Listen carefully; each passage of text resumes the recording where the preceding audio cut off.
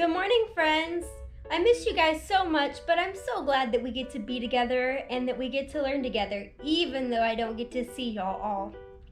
I hope you had a great week, and I hope you got to do lots of fun things. So today we're going to talk about something a little different. We've been looking at people and the way that they have chose to follow God. Last week we looked at a story about Paul, remember?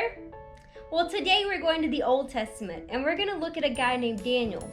Daniel had many opportunities and many chances to follow God, and he got to follow him and obey him in some really cool ways. So let's look at some things that Daniel had to do to obey God. The king of Babylon marched to Jerusalem, and he burned the whole city and broke the walls.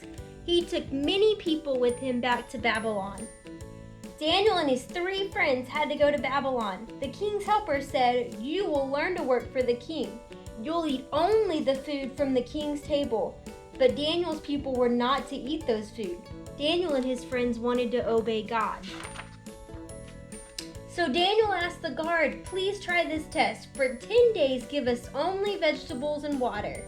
Then see how we are." For 10 days, they ate only vegetables and water. What if you had to only eat vegetables for 10 days? That would be pretty hard, right? After 10 days, the guard looked at them. Daniel and his friends looked so strong. So the guard let them eat the same food that they had been eating again for another 10 days. Daniel and his friends learned more and more. So Daniel had to choose to obey God instead of obeying the mean king. We're going to continue to learn more about Daniel and ways that he obeys God. Hope you all have a great week, friends, and I'll see you all next week.